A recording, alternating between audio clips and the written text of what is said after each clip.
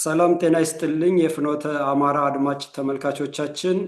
ፍኖተ አማራ በተከታታይ በዘመድ ሳተላይት ቲቪ እና በፍኖተ አማራ ዩቲዩብ ቻናል ስለ አማራ የህልውና ትግል በአማራ የህልውና ትግል ዙሪያ የሚያቀርበውን ፕሮግራም እንደተለመደው ዛሬም ይቀጥላል።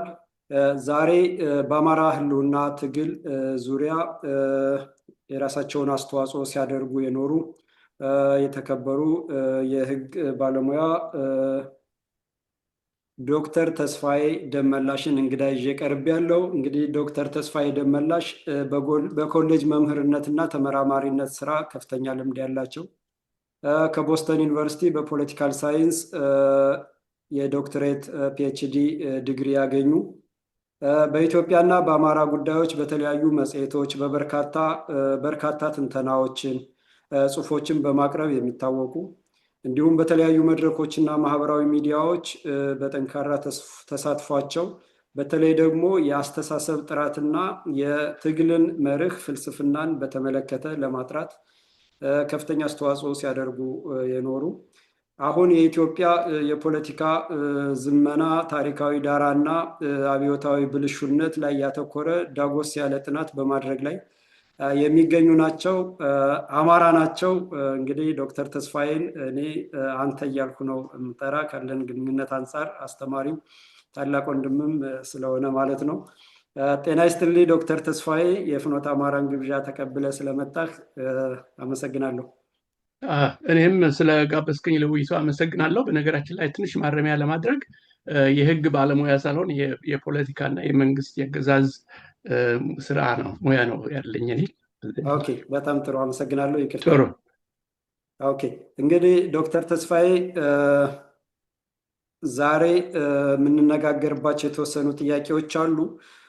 እንደው ለመጀመሪያ ያህል የመጀመሪያው ጥያቄ የጠራና ህዝባዊ የሆነ መርህና የህልውና ትግል ማኒፌስቶ በአማራ ህዝብ የህልውና ትግል ውስጥ ያለው ስትራቴጂያዊ ጠቀሜታ ምንድን ነው በሚለው ጥያቄ ብንጀምር ዶክተር ተስፋዬ። እሺ፣ መልካም። በጣም ወሳኝ ጥያቄ ነው፣ ወቅታዊም ጥያቄ ነው። እንግዲህ ማኒፌስቶ የሚለውን ነገር ትንሽ እንደ ጠቅለል ባለ መልክ በጠቅላላ ለመናገር መግለጫ አንድን ነገር ግልጽ ማድረጊያ ነው፣ እንደ ሰነድ ነው። አንድ ንቅናቄ ወይም ድርጅት ወይም የፖለቲካ ፓርቲ ዓላማውን፣ ግቦቹን፣ ሀሳቡንና አቋሙን በገሃድ ለህዝብ የሚገልጽበት ነው። በዛም መንገድ ተከታዮች ደጋፊዎችም ሆነ ጠላቶችም ቢሆኑ እንዲያውቁ ማለት ነው። እንግዲህ እና በመግለጫ አውጪው እንግዲህ ወገን መሰረታዊ መርሆች ይኖራሉ የትግል እና እነዚህ ሀሳቦች፣ ግቦች በይፋ ይነገራሉ ማለት ነው። የትግሉ አቅጣጫ፣ አካሄድ እና ብዙ ቁም ነገሮች የያዘ ሰነድ ነው እና በጣም ወሳኝ እና ጠቃሚ ነው።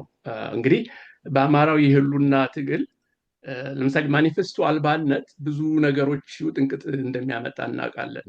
ማለት ይሄ የጣልቃ ገቦች፣ የሰርጎ ገቦች፣ የአንጃዎች፣ የሆኑ ያልሆኑ ወገኖች በሀቀኛ ትግል ውስጥ ጣልቃ ገብነት አንዱ ምክንያት የግልጽ የሆነ መርህ የሚከተል ማኒፌስቶ ወይም ደግሞ ሰነድ አለመኖር ሊሆን ይችላል ብዬ አምናለሁ። እና በአማራው የህልውና ትግል ማኒፌስቶ ወይም መግለጫው ያለው ወይም ሊኖረው የሚችል ሚና ወይም ጥቅም ማለት ዋና ጠቀሜታ ምንድን ነው ለሚሉት እንደው በአጭሩ አንድ ጥቂት እንትኖች ለመጥቀስ። እነዚህ ጥቅሞች እንግዲህ መሰረታዊ ጥቅሞች ናቸው። አንደኛ የትግሉን መርህና አስተሳሰብ ወይም ርዕዮት እንበለው ርዕዮተ ዓለም አጥርቶ ለማርቀቅ እና ተፈጻሚ ለማድረግ ወሳኝ ሰነድ ነው። ምክንያቱም ይሄ በጽሁፍ የተቀረጸና መሪዎችም ተከታዮችም ወይም ደጋፊዎችም ቢሆኑ በግልጽ ሊያውቁት የሚገባ ማለት ነው። ይህን ማድረግ ያስችላል። አስተሳሰብን፣ ርዕዮተ ዓለምን ማለት ነው አጥርቶ ለማርቀቅ እና ተፈጻሚ እንዲሆን ለማድረግ። ከዛም ጋር ተያይዞ የትግሉን ድርጅታዊ፣ ፖለቲካዊ እና ኃይል ለማሰልጠን ወይም ለመግራት አላለም። የፖለቲካ ኃይል ነው፣ ግን በመርህ የተገራ አለ አይደለም። ይሄ ዘላቂ የሆነ ስልጡን የሆነ ኃይል አጠቃቀም ለማዳበር ይጠቅማል። ይሄ ለማስተማሪያ ሰነድም ሊሆን ይችላል፣ ለተከታዮች እና ለታጋዮች ብቻ ሳይሆን ለመሪዎች ማለት ነው። በተጨማሪ የትግሉን አመራር በስርዓትና በጥልቀት ለመገንባት ይረዳል። እንግዲህ ከግለሰቦች አመራር ባሻገር አንድ ግለሰብ በሆነ ባልሆነ ምክንያት ከጨዋታ ውጭ ቢሆን ከፖለቲካ ትግሉ ውጭ ቢሆን ወይ ቢሰዋ አለደል ትግሉ ቀጣይ እንዲሆንና እንዳይዘናባ አላለም ይሄ ለዚህ በመርህ ላይ የቆመ የአመራር ስርዓት ይፈጥራል። ከዚህም ጋር ያይዞ የትግሉን አመራር በስርዓት እና በጥልቀት ከመገንባትን ባሻገር የትግሉን አንድነትና ደህንነት ለመጠበቅ የሚያስችላል የሚል እምነት አለኝ። ምክንያቱም ይኖሩታል ስርዓቶች የለልን አካሄዶች ይሄ ያለ እንግዲህ ማለት ትግሉን ለምሳሌ ከውስጥ ጥቅመኞች አድርባዮች ወይም ደግሞ ከውጭ ሰርጎ ገቦች በቅጡ ለመከላከልና አንድነትን ለመጠበቅ ይረዳል። አስቀድሞ እንዲታሰብበት የሚያደርግ ማለት ነው። እና በመጨረሻ ደግሞ የአማራውን ፋኖን ትግል እንግዲህ ይሄ ወሳኝ ነው ብዬ አስባለሁ። ይሄኛው ስልታዊ ጥቅም በጣም ወሳኝ ነው።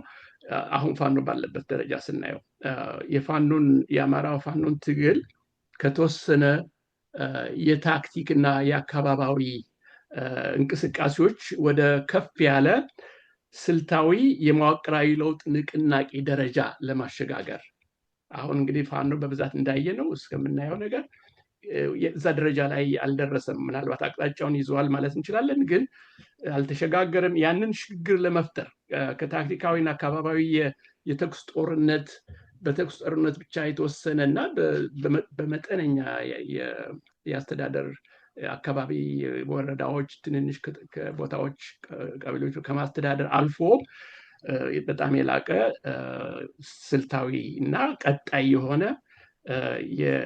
የፖለቲካ ትግል ማለት ነው መሸጋገር እንዲችል ይሄ ራሱ ይሄን ማድረጉ በጣም ወሳኝ ነው ላለውኝ የማኒፌስቶ ማለት ነው። እንግዲህ ላን ነገር ለማስታወስ የምፈልገው ማኒፌስቶ እንዳለ እንደ ሰነድ ራሱ የትግል መሳሪያ ይሆናል ማለት ሳይሆን አጠቃቀሙ ወሳኝ ነው። ዝም ብሎ ተጽፎም ቁጭ ሊል ይችላል፣ ብዙ ነገር እንደምናውቀው ነው። እና በእውን ስራ ላይ መዋሉና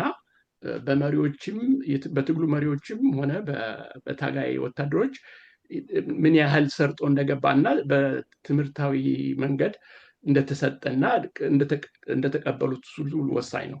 በጠቅላላ በግልጽና ጽኑ መርህ እና አስተሳሰብ የተቀረጸ ማኒፌስቶ ለአማራው ራስና አገር አድን ትግል ዋና መሳሪያ ነው ማለት እንችላለን። እንግዲህ አንደኛ ዘላቂ ስልት እና መርሃዊ አመራር እና ህዝባዊ ንቅናቄ ሊያፈራ ይችላል፣ በቀጥታም ባይሆን በተዘዋዋሪ ማለት።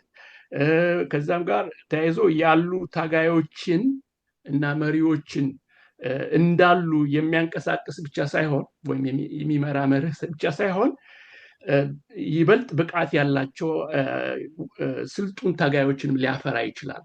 በመርህ የታነጹ ዝም ብሎ በግለሰብ እና ወይም ደግሞ እንዲሁ በተለምዶ ፋኖነት አለ አይደለም ብቻ ሳይሆን ዘመናዊ መርህ እና የተከተሉና አገራዊ እንትን ሊኖራቸው የሚችል ተጽዕኖ ሊያሳርፉ የሚችሉ ያንን አይነት ታጋዮችና መሪዎች ሊያፈራ ይችላል ብዬ አስባለሁ። አሁን ደግሞ የአመራር ትንሽ ውጥረት ስላለበት ፋኖ ይሄ በጣም ወሳኝ ነው የማኒፌስቶ ጉዳይ ማለት ነው። እና በዚህም መንገድ የላቀ ስር ነቀል መዋቅራዊ ለውጥ የማምጣት ኃይል ይፈጥራል እንግዲህ ማለት ነው። እና በዚህ ነው የማየው የማኒፌስቶን ስልታዊ ጥቅሞች እና እነዚህ ጥቂቶቹ ናቸው። የተለያዩ እና በዝርዝር ማሄድኩባቸውን ጊዜ ለመቆጠብ እነዚህ ናቸው የሚታዩኝ ለጊዜው። በጣም ጥሩ ዶክተር ልክነህ አስቀምጠኸዋል። እንግዲህ የአማራ ህልውና ትግል ሁላችንም እንደምናውቀው በግለሰብ ላይ የተንጠለጠለ ሆኖ እንደገለጽከው ግለሰቦች ሲሞቱ፣ ግለሰቦች ቅጥረኛ ባንዳ ሆነው ሲገኙ፣ ግለሰቦች ሰርጎ ገብ ሲሆኑ፣ ግለሰቦች ለጥቅም ሲወድቁ ትግሉም አብሮ እንዲሽመደመድ ትግሉም አብሮ እንዲቀዛቀዝ የማድረግ አንዱ ጠላቶቻችን ያስለመዱን ስልት ነው እና ማኒፌስቶ ወይንም ደግሞ ርዕዮተ ዓለም መታገያ ርዕዮተ ዓለም በመርህ የሚመራ ታጋይ ለመፍጠር እና መንገዱን ያወቀ ታጋይ ለመፍጠር መሰረታዊ ጠቀሜታ አለው። እንግዲህ ሌላው ፋኖ ያለበት አቋም አሁንም በጠላቶቻችንን በኃይል አንበርክኮ ግን ድምዳሜውን ለማግኘት ይሄ መርህ አለመኖር ወይንም በግለሰቦች ላይ ከፊሎቹ ቅጥረኛ የሆኑ ከፊሎቹ ሰርገው የገቡት ከፊት ተቀምጠው አዙሪት ውስጥ እያስገቡ ትግሉን የአማራ ህዝብ ወጣት እንደ ህዝብ በወኔው የጠላቶቻችን ታንክና መድፍ የታጠቁትን በሰማይ ድሮና ጀት የታጠቁትን በወኔው አካክሶ ማርኮ በኃይል ያሸነፋቸውን ለድል እንዳያበቃ አስችሎታል። ይህም ግልጽ ነው፣ መታረም አለበት። ሌላው አሁንም እንደጠቀስከው ጽፎ ማስቀመጥ ይሄም ጸረ አማራነት ነው። ምክንያቱም ለምን እንደሚሞት ለምን ለእህት ለወንድሙን ደህንነት ህልውና ባህሉን እምነቱን ታድጎ ህልውናውን ማስቀጠል ዘላለማዊ ማድረግን አጽመ ርስቱን ማስመለስን እንዴት እንደሚችል ጽፎ ማስቀመጥና መደበቅም ሙቱልኝና እኔ ልንገስ አይነትም ስለሆነ ይህም ሌላው ጸረ አማራ ነው እና በጣም አመሰግናለሁ ዶክተር። ወደ ሁለተኛው ጥያቄ ገባለሁ። በሚገባ ችግርን ከምንጩ ፈቺ ሆኖ የተዋቀረ የትግል ማኒፌስቶ በአማራ ህልውና ትግላችን ትንቅንቅ ውስጥ ባሉ እውነተኛ ጀግና መሪዎች፣ ቅጥረኛ ባንዳና ሰርጎ ገቦች ወይንም ጥቅመኞች መካከል ያለውን ልዩነት እንዴት ሊያስረዳ ሊያስተምር ወይንም ሊለይልን ይችላል? ዶክተር ተስፋዬ። አሁን እንዳልከው በጣም ቁልፍ ጉዳይ ነው። በተለይ አሁን ፋኖ ያለበት ሁኔታም ይሄው ይህንን የሚያሳየን ነው። እንግዲህ ምንድነው በጠቅላላ ከሁሉ አስቀድሞ በዚህ ጉዳይ ላይ እንግዲህ ይህን ልዩነት ለመፍጠር ያለውን ልዩነት በሀቀኛ የፋኖ ኃይሎች ታጋዮች እና መሪዎች እና ሌሎቹ አስመሳይ ማንሜናዎች እንግዲህ ከሁሉ አስቀድሞ የፋኖ ኃይሎች አሁን ሀቀኞቹ መገንዘብ ያለባቸው ስለ ህዝባዊ አገራዊ ትግሎች ታሪክ እንደሚያስተምረን ማለት ነው አንድ ቅድመ ግንዛቤ መጨበጥ ያስፈልጋል። በዚህ ነገር ምንድነው ይሄውም የትምና በማንኛውም ጊዜ ሀቀኛ የመዋቅራዊ ለውጥ ትግሎች ከውስጥ አሰናካዮች የሆኑ ያልሆኑ አሰናካዮች ምንጊዜም ብቅ ማለታቸው አይቀርም። የትም ሀገር ብትናየው ይሄ ያየነው ነው። በታሪክ በዝርዝር ባንሄድበት በኋላ ምናልባት በኢትዮጵያ ታሪክ ቅርብ ጊዜ ታሪክ እየጠቀስ ልንወያይ እንችላለን በሌላ ጥያቄ። ግን እና እነዚህ አስመሳዮች፣ አድርባዮች፣ ጥቅመኞች፣ ሰርጎ ገቦች ወዘተ እንግዲህ ትግሉ ከነዚህ ራሱን አጽድቶ ነው እንግዲህ ግቡን መምታት የሚችለው እንጂ ዝም ብሎ አልጋ ባልጋ ሆኖለት ሊሆን አይችልም። አለ አይደለ? ምንም እንኳን ዓላማው የተቀደሰ እና የህልውና ትግል ቢሆንም ያ ራሱ ወደፊት አይወስዶ አለ አይደለም? እነዚህን እንከኖችና መሰናክሎች መወጣቱ የግድ ያለ ነው እና ይህ እንግዲህ ይህ ታሪካዊ ሁኔታ ልበለው በጠቅላላ በእኛም ሀገር የታየ ነው። የዛሬው አማራ ፋኖ ትግልም ማለፍ ያለበት ፈተና ነው የምለው አለ አይደል? እያየነው ነው፣ አሁን እየተፈተነ ነው እና በግልጽ ፈተናውን አልፏል። ገና የሚታይ ይሆናል፣ ግን ፈተናውን መታለፍ ያለበት ነው። አማራው የመጀመሪያው ትግሉ እንግዲህ ከራሱ ጋር ነው ማለት ይችላል። ራሱ ስል ዝም ብሎ በደፈናው ራሱ ማለት ሳይሆን ከውስጡ በሚፈልቁ የራሱ ወገኖች በተለያዩ ምክንያቶች አንዳንዱም ባለማወቅ፣ አንዳንዱም በእንዝላልነት፣ አንዳንዱ ግን ደግሞ በብዛት ደግሞ ሆን ተብሎ በመሰሪነት፣ በሴረኝነት፣ በቅጥረኝነት፣ በባንዳነት መልክም ሆኖ የሚነሱ ወገኖችና የሚያደናቅፉ በጣም ይሄን ያህል የሚታለፉ አይደሉም፣ ቀላል ናቸው ተብሎ። ምክንያቱም ብዙ ነገር ይፈጥራሉ፣ ብዙ ችግር ይፈጥራሉ እና እንግዲህ አማራው በራሱ ማህበረሰብ ዘንድና በመላ ኢትዮጵያ ሊያመጣ የሚፈልገውን መሰረታዊ ለውጥ እንግዲህ ከውስጡ ነው የሚጀምረው ማለት ነው አሁን። ምክንያቱም አይተናል ከውስጡ እየተቦረቦረ ብዙ ችግር ስላጋጠመው በፋኖነት አለ አይደል በተለያዩ አስመሳይ ነገሮች እና ሰርጎ ገብነት አንጃ ፈጠራ በለው እና ይሄ ስላለ ራሱ ወደ ሀገር አቀፍ የመዋቅራዊ ለውጥ ምዕራፍ መሸጋገር ያስፈልገዋል። ያን ለማድረግ ራሱን መጀመሪያ ማጽዳት ያስፈልገዋል ከእንደዚህ አይነት ውጥንቅጦች አለ አይደለም በተለያዩ ምክንያቶች ለሚመጡ እና የራሱን የለውጥ አድራጊ ፈጣሪነት መጀመሪያ በማዳበር እሱነቱን እንግዲህ ሳያድን አገር አዳኝ ሊሆን አይችልም። ቁመናውን ራሱን አጠናክሮ ማለት በሙሉነት ይሄ ፈረጆች ኢንቴግሪቲ በሚሉት ሳይቦርቦር ሳይሸራረፍ እንዳለ በንጽህና በሐቅነት ቆሞ ያንን አጠናክሮ ነው እንግዲህ ራሱንም የሚያድነው ለሀገሩም የሚተርፈው የሚል ነው ግምቴ። በዚህ መልክ እንግዲህ እንደ ማህበረሰብ አማራው የራሱን አንድነትና ደህንነት ሳያረጋግጥ ሳያጠናክርና ሐቀኛ እሱነቱን ከአስመሳዮች እና ጥቅመኞች እና ቅጥረኞች ሁሉ በቅጡ መለየት አይችልም። የተደበሰበሱ ነገሮች ስላሉበት በራሱ አድራጊ ፈጣሪነት እንግዲህ ብዙዎቹ ነገሮች እነዚህ እንዲሁ ባለ ለምሳሌ ማኒፌስቶ የማጣት ድርጅት መርህ በደንብ አለመቅረጽ ሊሆን ይችላል። ግን ደግሞ በብዛት ደግሞ እንደምናየው ሆን ተብሎ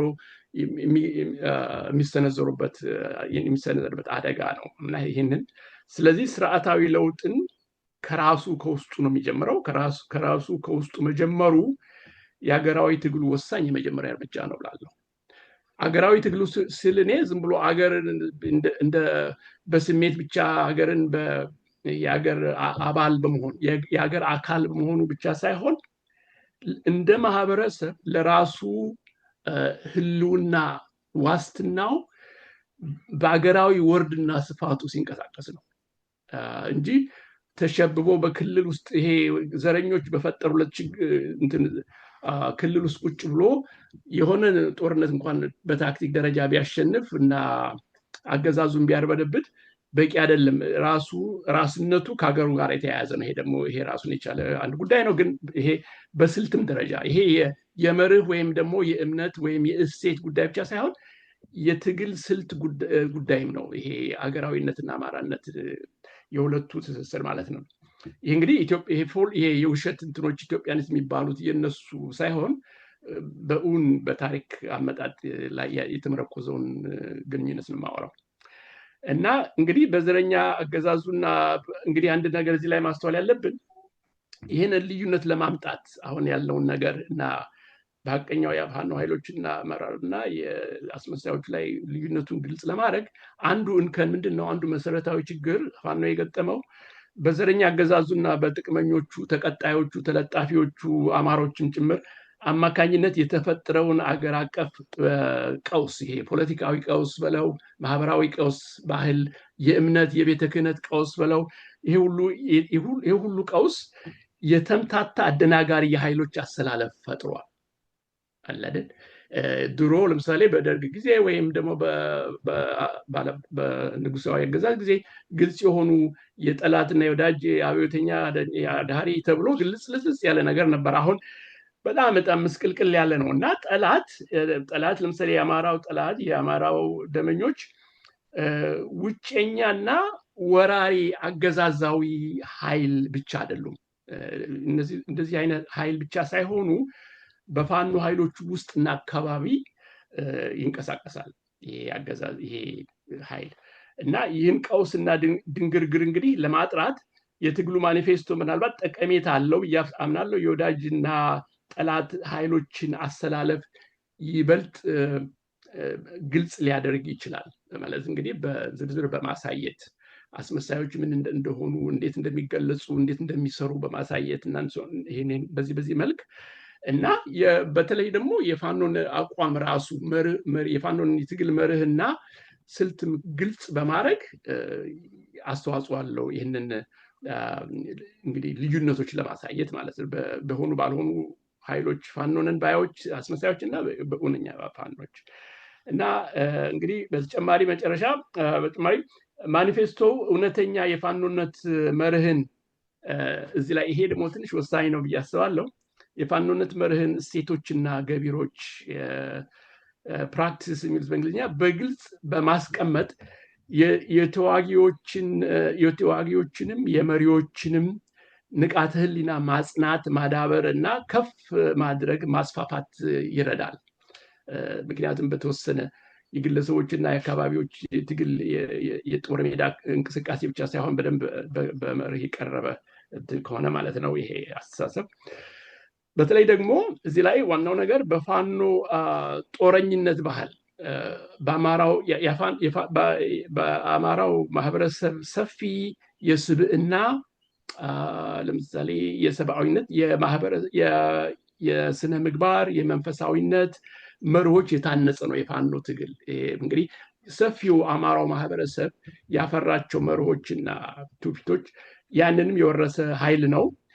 ይህ ቢሆንም ግን በተለምዶ ይሄ ማህበራዊ ሞራላዊነት ልበለው የተለምዶ በማህበረሰብ ማንም ግለሰብ እንደሚያደርገው በዛ አይነት ሞራላዊነት ስሜት ከቆራጥ ጦረኝነትና አርበኝነት ግዳጁ ወደኋላ ማለት አይበጀውም አለ አይደለም። እዚህ ላይ መጠንቀቅ ያለብን የተለምዶ ሞራላዊ አስተሳሰብ እና ሁሉ ማቀፍ ሁሉ መውደድ መቻል እንደዚህ የሚሉ ነገሮች በጦር ሁኔታ በህሉና ትግል ሁኔታዎች ይሄ የራሳቸው የጦር እና የትግል ቅኝት ነው የሚሰጣቸው እንጂ ዝም ብሎ በተለምዶ በሚደረጉ ሞራላዊነት አትንኩ ይሄኛውን ሲመቷቸው ይሄኛውን ስጡ የሚባል ነገር ሊሆን አይችልም።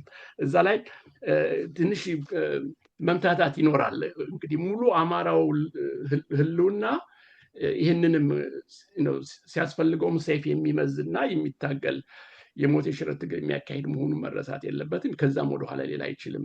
እዚህ ላይ እንግዲህ የእስረኞችን አያያዝ የጦር እስረኞች አያያዝ ብዙ ነገሮች ይነሳሉ አለ አይደለም። የሚያስፈልገውን ስብዕና ነገር ማሳየት ይቻላል። ግን ከዛ አልፎ ተርፎ ዝም ብሎ ወደኋላ ታጥፎ እነሱን ማልበ ብዙ ነገር አለ የሚደረግ እና የጦር እንትንን አይከተልም እያስባለሁ። እና ስለዚህ ስርዓታዊ ለውጥን አለ አይደለም ከራሱ እንግዲህ መጀመሩ በጣም ወሳኝ ነው እላለሁ።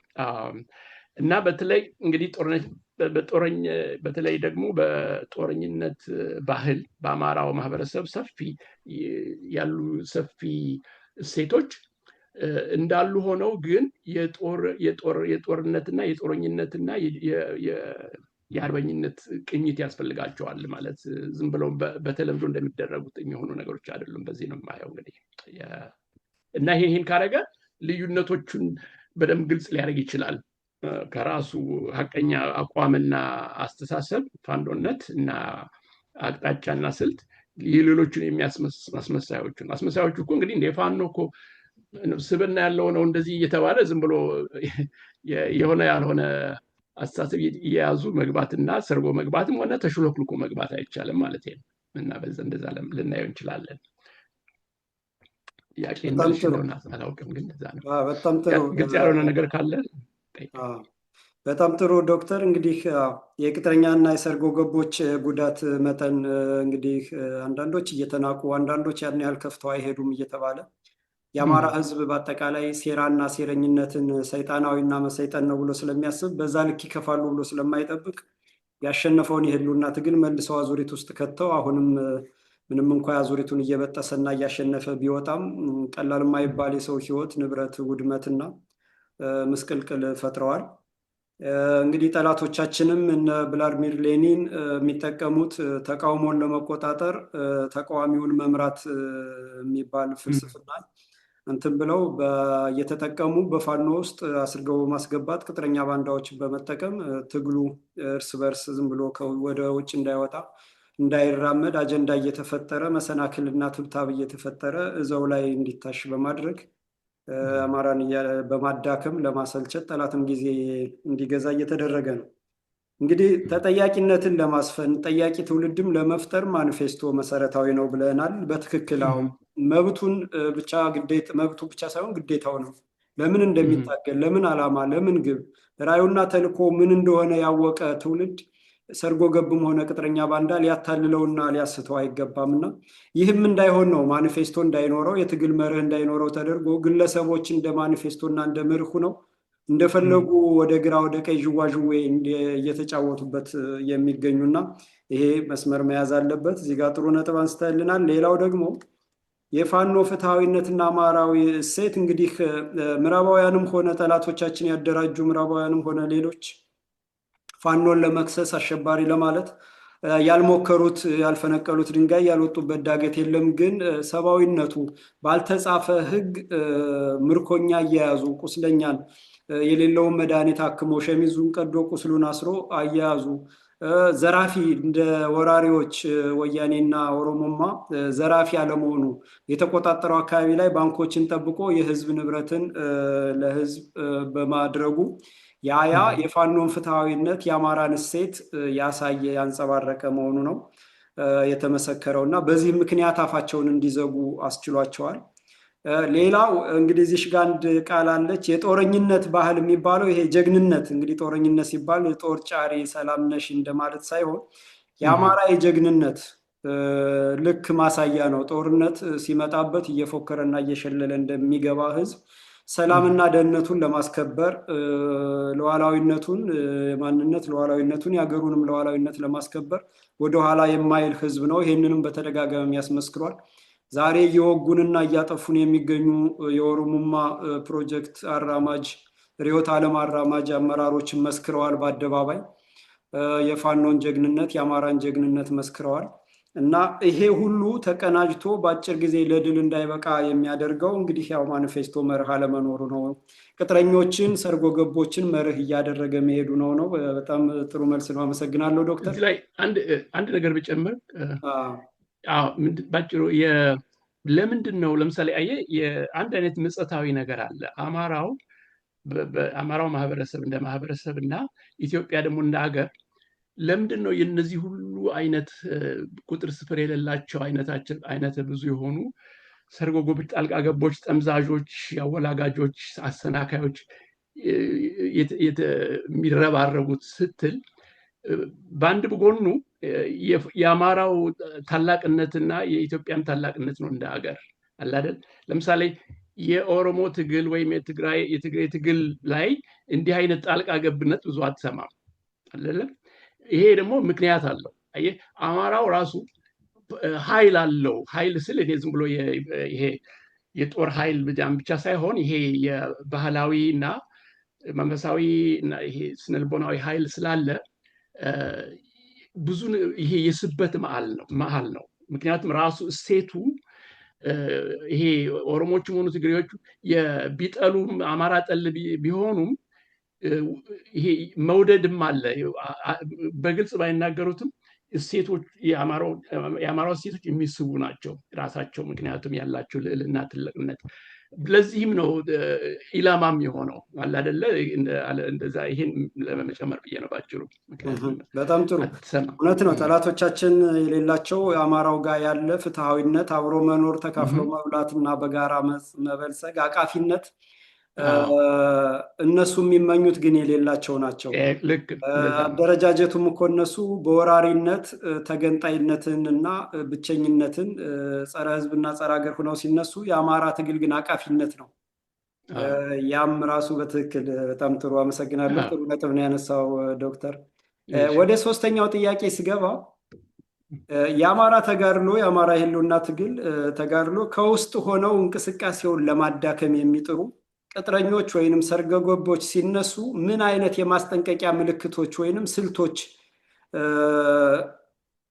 ሲታዩ እርምጃ መውሰድ ወይንም አግባብ ያለው አስተዳደራዊ እርምጃ መውሰድ ወይንም ደግሞ ቶሎ ሀይ ማለትና ማስቆም ይቻላል? ይሄን እንደው ብናብራራው። ዋናው ችግራችን ማነቋችን የጸረ አማራ ኃይሎች አቅምና ጉልበት ሳይሆን ከውስጣችን የሚበቅሉ የጠላቶቻችን ቅጥረኞች ስለሆነ ትግሉን ተብትበው የያዙት። እዚህ ጋር እንደው ሰፋ ያለ ማብራሪያ ውሰጠን ዶክተር። እንግዲህ ምንድን ነው ይሄ ቅድም አሁን ያለው ነገር ነው። አማራው የትላላቅና ይሄ ዘላቂ ታሪካዊ የሆኑ እሴቶችና ክንውኖች እና ተቋማት ምንጭ ስለሆነ ነው እንግዲህ የሚስበውና ይሄ አንዱ ነው። እና ግን ለእነዚህ አይነት ለምትላቸው ወይም ምልክቶች ምንድነው ማስጠንቀቂያ?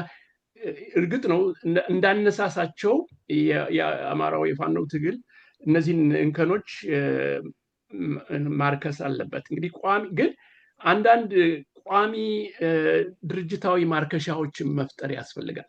ምክንያቱም ቅድም ባልኩት መልክ አንደኛ አሁን አማራው ታጋዩ ብቻ ፋኖ ኃይሎች ብቻ ሳይሆኑ አማራው በጠቅላላ አሁን ገብቶታል። ብዙ ነገር እንዳልነው ቅድም አማራው የስበት መሀል ነው። በባህል፣ በአስተሳሰብ፣ በአቃፊነት፣ በመንፈሳዊነት ብዙ ስለሆነ ያ ደግሞ ለሆኑ ላልሆኑ ሰርጎ ገቦችና ጠልቅ ገቦች እና እኩይ ኃይሎች ምንጭ መግቢያ ስለሚሆን ያንን ተገንዝቦ ከወዲሁ ማለት ነው። እንግዲህ አሁን የፋኖ ትግል ብዙ ልምድ አይቶ የብዙ ልምድ ወራሽ ነው አይደለም። ይሄ ትምህርት ሊቀስም ይችላል ከድሮ ለምሳሌ በትግሉ አብዮት ከተባለው ትግል ከተማሪው ንቅናቄ ጀምሮ እስካሁን ድረስ በተካሄዱ ትግሎች የአማራው እጣ ፈንታ ምን እንደሆነ ምን አይነት ኢላማነት እንደደረሰበት የትግል ባለቤት ሳይሆን የትግል ኢላማ እንደሆነ ያውቃል እና ስለዚህ አሁን ቋሚ የሆነ ድርጅታዊ ማርከሻዎች በማኒፌስቶ ለምሳሌ ሊገለጹ ይችላሉ። እንዲህ አይነት ወገኖች ብቅ ብቅ ማለታቸው ስለማይቀር ከወዲሁ ምን ማድረግ ምን አይነት ይሄ ከወዲሁ የሚደረጉ ይሄ በእንግሊዝኛ ፕሮአክቲቭ የሚባሉ ነገሮች እርምጃዎች ትወስዳለህ ራስን ለመክተብ ማለት ነው። ከእንደዚህ አይነት እንትን ለማድረግ እርግጥ ያ ማለት ዋስትና የለውም። ማንንም አይነት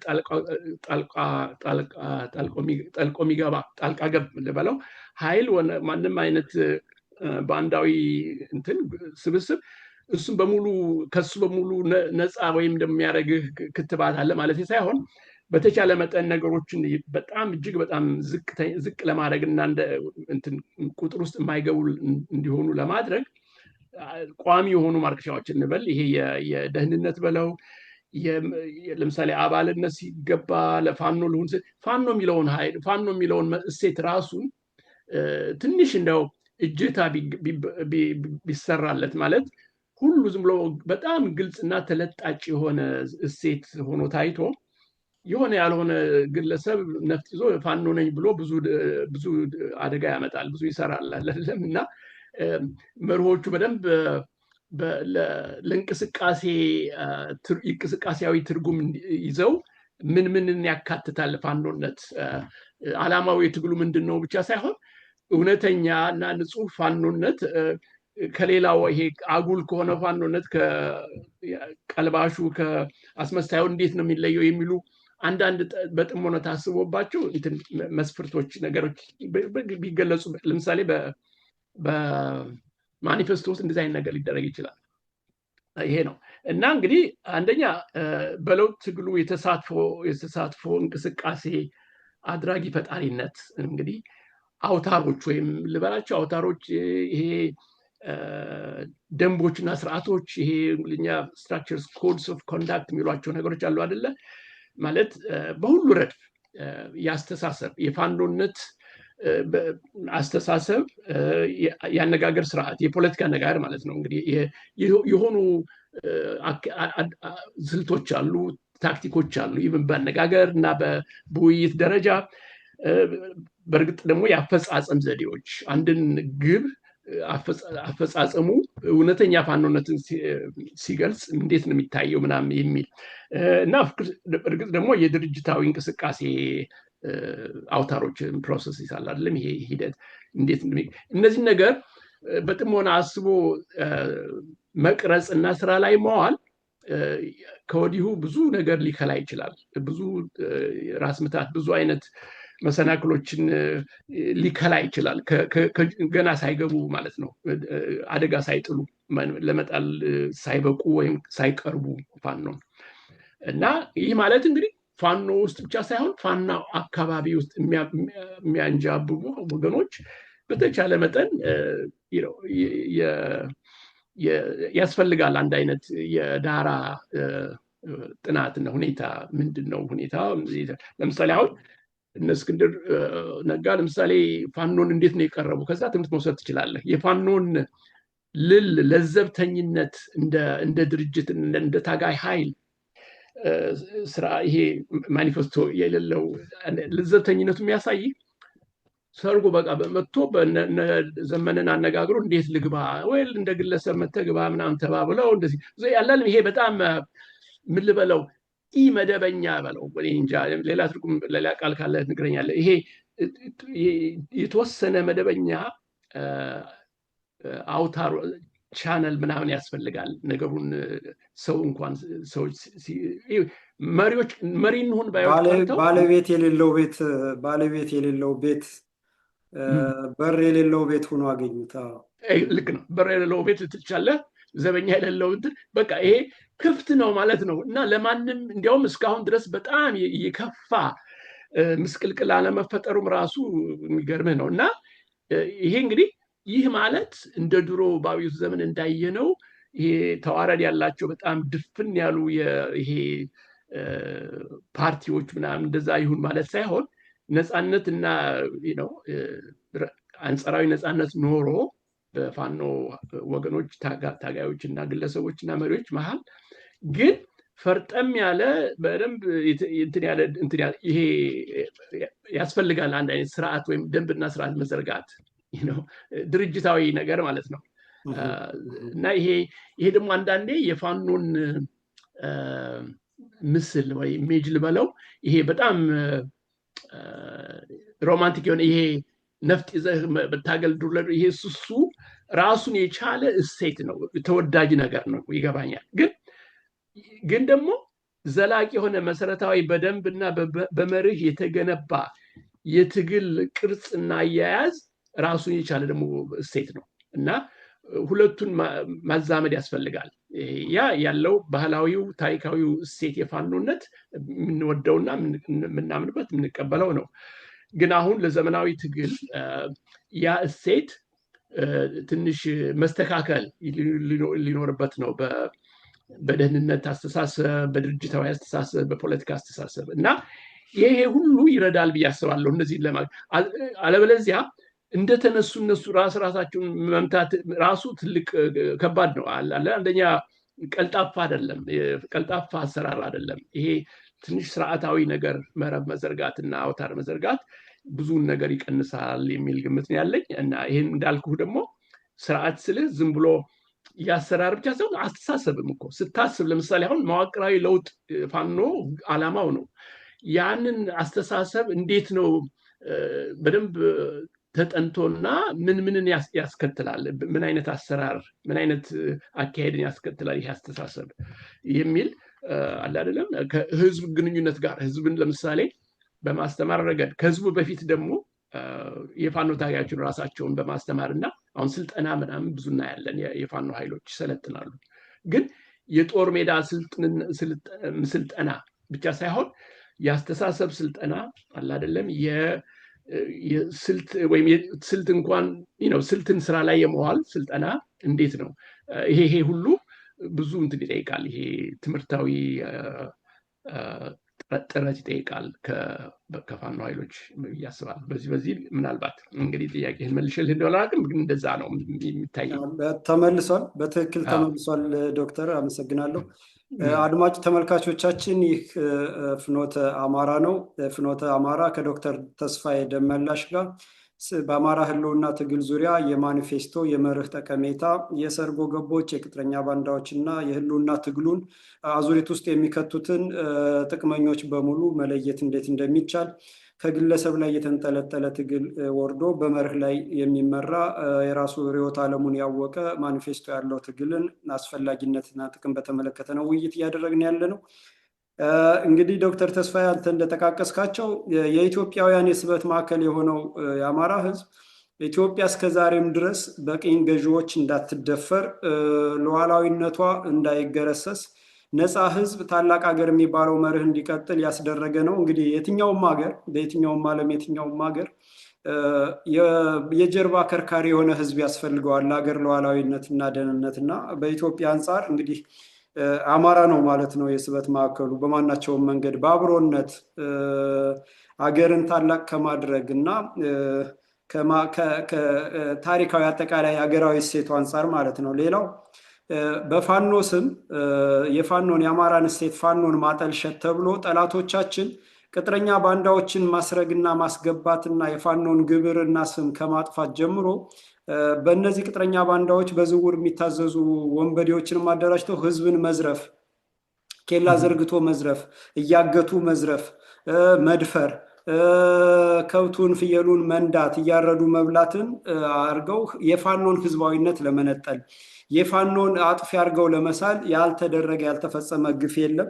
ይሄም ሁሉ ነው እንግዲህ ፋኖም ሆነ የአማራ ህዝብ ተቋቁሞ የህልውና ትግሉን እያደረገ ያለውና ሌላው አሁንም የአማራነት አቃፊነታችን ወደ ህልውና ትግላችን ሰርገው የገቡት እነ እስክንድር ነጋም እንደፈለጉ በፈለጉት አቅጣጫ ዘው ብለው ሲገቡ ያስቻላቸው የአማራ አቃፊነት ኢትዮጵያዊ ሆኖ አገራዊ ራዕይ እስካለው ድረስ ሀቅና እውነትን የያዘ በተናገረው ልክ ይሆናል ብለው ያሰቡትን በሙሉ አቅፈው እያስገቡና ሰርገው እየገቡ የተጎጂዎች ሁነናል ማለት ነው። ትግሉም እንደ ትግል፣ ህዝቡም እንደ አማራ ከፍተኛ ጉዳት እያስተናገድን ነው ማለት ነው እና ጥሩ ትምህርታዊ ግንዛቤን የሰጠህን ዶክተር ተስፋዬ ጥሩ። አንተ እዚህ ላይ አንድ ነጥብ እዛች አጽንኦት ለማድረግ የአማራ ይሄ ጥሩ እሴቶቹ ትልልቅ እሴቶቹ ስብዕና፣ አቃፊ መሆን፣ መንፈሳዊ መሆን፣ አገር ወዳድ መሆን እነዚህ ራሳቸው እንዳሉ ችግር አይደሉም።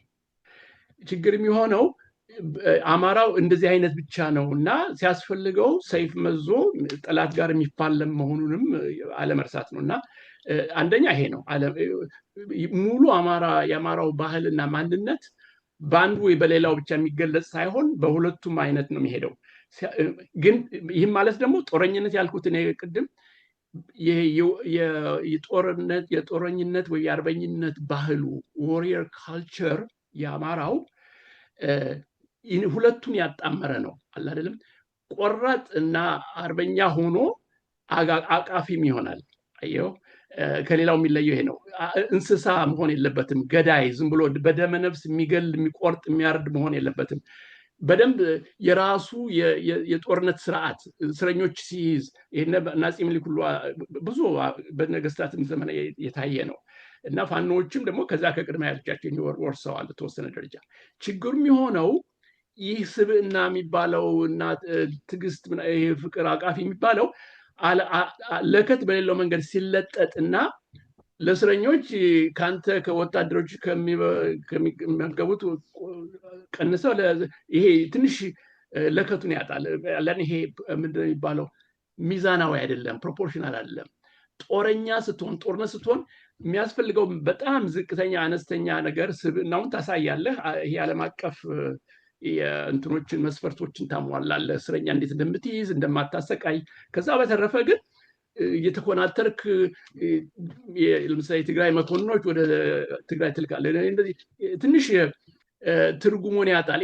ይሄ ደግሞ ራሱ እንዳልከው የአማራው የራሱ ባህል ሳይሆን ሌሎች ይሄ ያንን ጠምዝዘው ለራሳቸው እንትን የሚያውሉ የሚገፉት ነው። ይሄ አለ አይደለም ለከቱን እንዲለቅና ዝም ብሎ የራሱንም ጥቅም የህልውናውን ትግል ጥቅም ወደ ጎንትቶ ሌላ ነገር እንዲሆን የሚያስብና ይሄ እዚህ ላይ ጥንቃቄ ያስፈልገዋል ነው። በታሪክ ግን በጣም ጥሩ ዶክተር ነፍጠኝነት፣ ጦረኝነት እና አቃፊነት እና አስተዋይነት፣ መንፈሳዊነት አብረው የሚሄዱ ናቸው። መልክ ይዘው ማለት ነው። በጣም ጥሩ ነጥብ ነው ያነሳው። እንደውም መሰረታዊ ነው። የአማራዊ ጨዋነትና የአማራ እሴት እየተባለ ፋኖ ሳይበላ ሳይጠጣ ጠላቶችን በሬ እያረዱ እየቀለቡ እናቶቻቸው ጋር ስልክ ደውለው እያገናኙ በውጭ ሀገር የሚኖረውን አማራም ሆነ ኢትዮጵያዊ ገንዘብ እየለመኑ ለአንድ ምርኮኛ 8,000 ብር 10,000 ብር ሰጠላክን እያሉ የጠላት ቅጥረኞች እና ቅጥረኛ ባንዳዎች አማራን ትግል እየጎተቱት ለጠላቶች፣ ለገዳዮች፣ ለወራሪዎች የልብ እየፈጠሩ ብዙ ጉዳት አድርሰዋል እና ጥሩ ነጥብ ነው ያነሳው። ከጨዋነታችን በተጨማሪ አንድ አይን ላወጣ ሁለት አይን ማውጣትም ግዴታ ነው። አጥፊን በአጥፊው ልክ አይቶ ሚዛናዊ የሆነ እርምጃ በመውሰድ ጥፋትን መቆጣጠር፣ አጥፊን ማጥፋትና ህዝብና ሀገር ሰላም የሚያገኝበትን መንገድ መፈለግ፣ ይሄ ራሱ የአማራ አንዱ መገለጫ እሴት ጎልቶ መውጣት አለበት። እየተዳፈነ ያለ ነው። ምክንያቱም እየተገደልን እየታሰርን ወጣቱ ከዩኒቨርሲቲ ተባሮ እየተገደለ እየተባረረ ተቃውሞውን ሲያሰማ ቅጥረኞችና አጥፊዎች የአማራ ጨዋነት ይኸው ሳር እንኳን አይረግጥም እያሉ ከመስመሩ የሚያስወጡት ተብትበው የሚይዙት ጥሩ ነጥብ ነው ያነሳልኝ። ይሄ መሰረታዊ ነው በህልውና ትግላችን ዙሪያ። ዶክተር ወደ አራተኛው ጥያቄ ልገባ ነው። አራተኛ ያስቀመጥኩት ምንድን ነው? በፋኖ አባላት መካከል የዓላማና ግብ አንድነትን እና መተማመንን ጠብቆ የውስጥ ጠላቶቻችን ለማጋለጥ እና ለማግለል ምን ድርጅታዊ ወይንም ስልታዊ ዘዴዎች ሊተገበሩ ይችላሉ? ምን መደረግ አለበት? ፋኖ እንግዲህ ቅድም ጠቅሰዋል፣ በዓላማ በማኒፌስቶ ተሳስሮ አካባቢያዊነትን በጋራ ዓላማ ቀይሮ ተማምኖ ሰርጎ የገባበትና ከውስጡ ያለን የጠላት ቅጥረኛ ለማጋለጥ ድርጅታዊ ወይንም ስልታዊ ዘዴዎች እንደው ምን ቢጠቀም ትጠቁማለህ ዶክተር ተስፋዬ? ጥሩ። እሺ። እና ይሄ ምንድነው በፋኖ ትግል ውስጥ እንግዲህ አደገኛ የሆነ ለሰርጎ ገቦች፣ ለጣልቃ ገቦች ትግሉን አጋላጭ የሆነ አደጋ አለ። ይሄ እንግዲህ ምንድነው? ይሄ አደጋ ምንድነው? ደንብና ስርዓት፣ ድርጅታዊ ደንብና ስርዓት ወይም መርሃዊ ስርዓት እጥረትን ያሳያል በፋኖ ትግል ውስጥ እና ይሄ እጅግ በጣም ይህንን እጥረት እጅግ በጣም ማሳነስ ወይም ጨርሶ ማጥፋት ወሳኝ ነው በትግሉ አላለም። ይሄ ቋሚ የሆነ ደንብና ስርዓት አለመኖሩ እንዳልነው አጋልጧል ትግሉን፣ አሁንም እያጋለጠ ነው እና ይሄ ነገር መታረም አለበት። እንዴት ቢባል እንግዲህ ማለት ድርጅታዊ ስነስርዓት ማዳበር ማለት ይሄ ወይም ስነስርዓት ወይ ኦርጋናይዜሽናል ዲስፕሊን የሚሉት ነገር አለ አይደለም። እና አንድ ይሄ ነው። ሌላው ደግሞ የደህንነት ስራን ይበልጥ ማጠናከር በጣም በጣም ይሄ እንግዲህ ታውቃል። አሁን አንተ የምትኖርበት ሀገር ለምሳሌ እንዴት ወሳኝ እንደሆነ ሊያጠፋን የሚመጣን ኃይል አንተ እጥፍ ድርብ ይበልጥ ደህንነትህን ማጠናከር አለብን።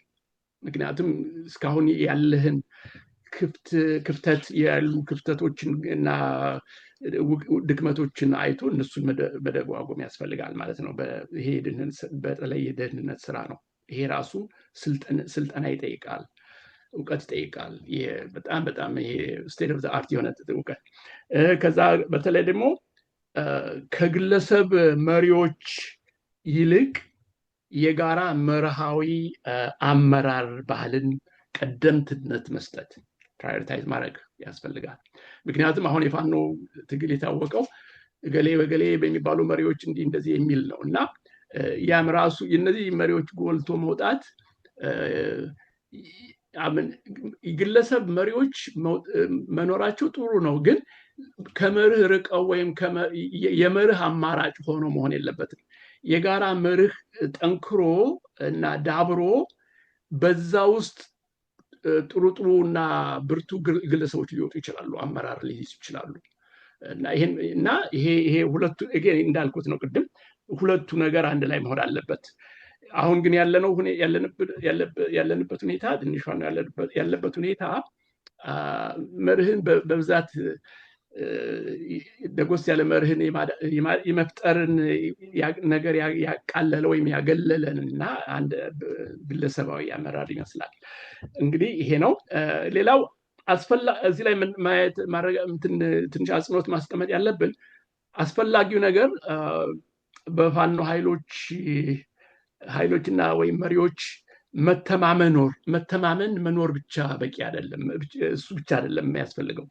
ኃይሎቹን በብቃት የሚወክል ስልታዊ የአሳቢዎችና የትግሉ እቅድ አውጪዎች አስኳል አካል መፈጠር አለበት።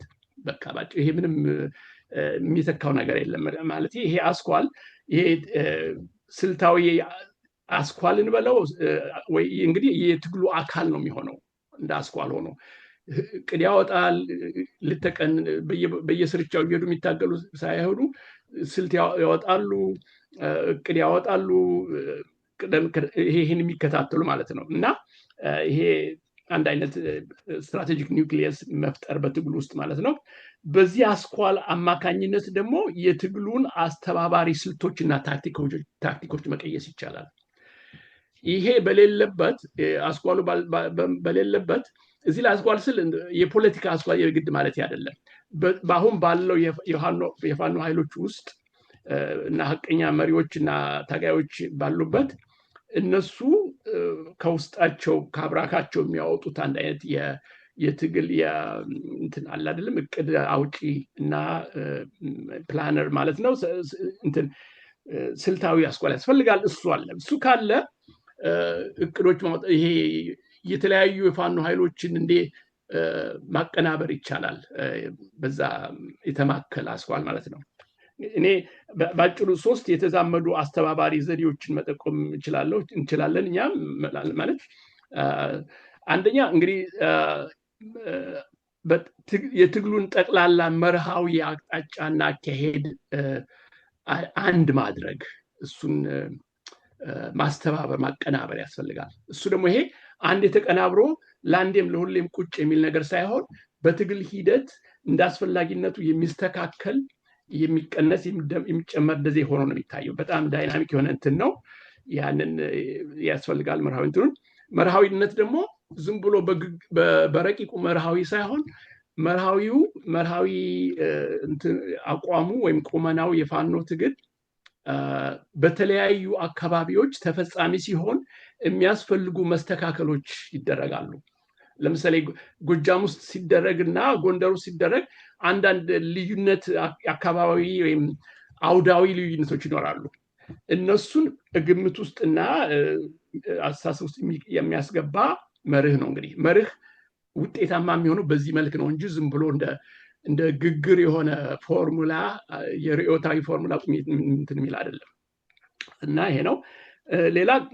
ሌላው አንዱ ይሄ ነው። እንግዲህ ጠቅላላ የትግሉን ጠቅላላ መርሃዊ አቅጣጫና ይዘትና እንትን አካሄድ የሚያይ ኦቨርሲ አጠቃሎ ይሄ የሚያይ ማለት ነው እና የሚያቀናብር። ከዚህ ጋር ተያይዞ ደግሞ በአካባቢያዊ ጠቅላይ ግዛታዊና ፋኖ ኃይሎች እንቅስቃሴዎች መካከል የማይበጠስ ሰንሰለት ወይም ቀጣይነት ከአንዱ ወደ አንዱ ከአንዱ አካባቢ ወደ ሌላው ሰንሰለት መገንባት አካባቢ ወይም ጠቅላይ ግዛት ዘለል ትስስር መፍጠር ወይም ይሄ ትራንስ ሪጅናል የሆኑ ነገሮች ዝም ብሎ ይሄ ጠቅላይ ግዛት ወሎ፣ ሸዋ፣ ጎንደር፣ ጎጃም ሳይሆን የነሱ አንጻራዊ ልዩነት እንዳለ ሆኖ ግን ቀደምትነት የሚሰጠው የነሱ ክልል ወይም ጠቅላይ ግዛት ዘለል አንድነት እንትና ትብብርና ቅንብር ነው። እዚህ ላይ እንግዲህ ይሄ ቢታሰብበት ማለት ነው። እና መጨረሻ ደግሞ ከዚህም አልፎ በተለያዩ አገር አቀፍ አውዶች ቀጣይ ስልታዊና ታክቲካዊ ቅንብር መገንባት ይሄ ራሱ አንዱ እንትን ነው። ይሄ እንትን አሁን ከዝርዝርኳችሁ ጋር የሚካሄድ ማለት ነው። እንግዲህ የፋኖ አካላት ይህንን የውስጥ ጠላቶችን ለማጋለጥ እና ለማግለል እነዚህ አይነት እንቅስቃሴዎች ቢያደርጉና መዋቅራዊ ስርዓቶች ቢዘረጉ ወይም አውታሮች ቢዘረጉ በጣም ይቀንስላቸዋል ስራውን ማለት ነው። እና ችግሮችን እንዳነሳሳቸው ቀለል ባለ መንገድ ሊወጡ ይችላሉ። ዝም ብሎ ከአንድ ችግር ወደ ሌላ ችግር ዝም ብሎ ከመሄድ ማለት ነው። እና ትንሽ ቀደም እያሉ ማሰብ አርቆ የማሰብ ማለት ነው። ይሄ እንግዲህ የአንዱም አሁን ዋናው የምናነሳው ጉዳይ ይሄ ማኒፌስቶ ማለት መርህ የሚቀርጽና መርህን ስራ ላይ እንዲውል የሚያደርግ ነው። እና እነዚህን ነገሮች ሁሉ ቀድሞ በመገመትና በማየት እና ቅድመ ግንዛቤ በመጨበጥ ነው እንግዲህ የሚሄደው ትግሉ ማለት ነው። ሁልጊዜ እንደ አዲስ ነገር አያይም። አንድ የማይሆን ነገር ሲያጋጥመው ትንሽ የተሰላ እንትን ይኖረዋል ሸልፉ ላይ ያለ። ከዛ የሚያስፈልገው ያንን የተሰላ አስተሳሰብ ወይም አቀራረብ ወይ ስልት ወይም ዘዴ ትንሽ እንደ ማስተካከል ነው የሚኖርበት ማለት ነው። እና በዚህ ነው እንግዲህ እንትን ጥቅም በጣም ጠቃሚ ጥቅሙ የማኒፌስቶ ጥቅም በዚህ ይታየኛል። አሁን ባልከውም ጥያቄ ላይ በጣም ጥሩ ዶክተር፣ በጣም ወሳኝ ነጥቦችን አንስተዋል። እንግዲህ በውጭ ሀገር የሚኖረው አማራም ሆነ በሀገር ውስጥ ያለው በህልውና ትግል ላይ እየተፋለመ የሚገኘው አማራ ሚና አለው። የዲያስፖራው ራሱን የቻለ ሚና አለው። መሬት ላይ ያለው ፋኖና ህዝብ ራሱን የቻለ ሚና አለው። እንግዲህ የዲያስፖራው ሚናውን ሁሉም ለይቶ ያለበትን ሜዳ ማስከበር አለበት እላለሁ እንደ ፍኖተ አማራ። እንግዲህ በዲያስፖራ የሚኖረው አማራም የህልውና ትግሉ ግማሽ አካል ነው። መሬት ላይ ህይወቱን እየሰዋ እየተራበ እየተጠማ እየወደቀ ጠላቱን አከርካሪ እየሰበረ የሚገኘው ፋኖ የትግሉ ባለቤት ነው። ሁሉም በሚናው ዲያስፖራው በአቅም ግንባታ የፋኖን አቅም በማሳደግ እንደዚህ እውቀት የሚጠይቁ ሙያዊ የሚጠይቁ አንዳንድ መፈታት ያለባቸውንና መስተካከል ያለባቸውን ጽንሰ ሀሳቦች፣ አካሄዶች፣ ስልቶችን የማረም የጎደለን የመሙላትና የዲፕሎማሲን ስራ የመስራት የፋኖን የህልውና ትግል ምንነት፣ ዓላማና ግብ ለዓለም አቀፍ ህዝብ ማሳወቅ ትልቁ ሚና ነው ማለት ነው። ፋኖም መሬት ላይ የትግሉ መሪ ነው። የፖለቲካውም የወታደራዊ መሪ ነው። ይሄንን ተቀብሎ ሁሉንም ማወቅ ስለማይቻል የጎደለውን እየሞላ የራሱ ርዕዮተ ዓለም ጋር ከውጭ የሚመጣለትን እያጣጣመ የሚጠቅመውን እየወሰደ የማይጠቅመውና ከትግሉ እንቅፋት የሆነበትን እየጣለ ምክንያቱም በአማራ ስም ብዙ አማራ ስም ያላቸው ሰዎችም አጥፊ መንገድ በማስያዝ በተለያየ መንገድ የሚያደርጉትን አሻጥር ስለምናይ ማለት ነው። ያንን ሁሉ ሚዛን ውስጥ እያስገባ የሚያስኬድ አስኳል የሆነ ቡድን ያስፈልገዋል። አስኳል የሆነ ማዋቀር አለበት። የመጣውን አንብቦ ካለው የህልውና ትግል ጋር አናቦ የጎደለውን ሞልቶ ያለውን አሳድጎ መሄድ የሚያስችል ነው። በጣም ጥሩ ነው ዶክተር ተስፋዬ አመሰግናለሁ። እንግዲህ ወደ መጨረሻ ጥያቄያችን እየሄድን ነው።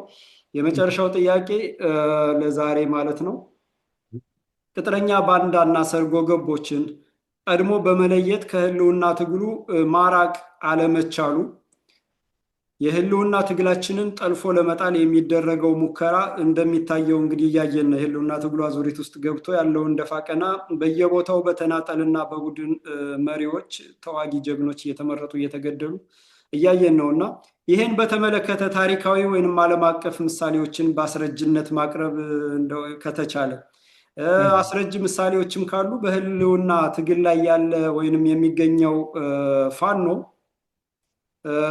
ጀግንነትና ወኔ ሳያንሰው ከነዚህ ምሳሌዎች ምን መማር አለበት? የጎደለውን ለመድፈን የጠላቱን በር ለመዝጋት ጠላቱ የሚገባበትን በር ለመዝጋት ምን መማር አለበት ትለናለህ ዶክተር?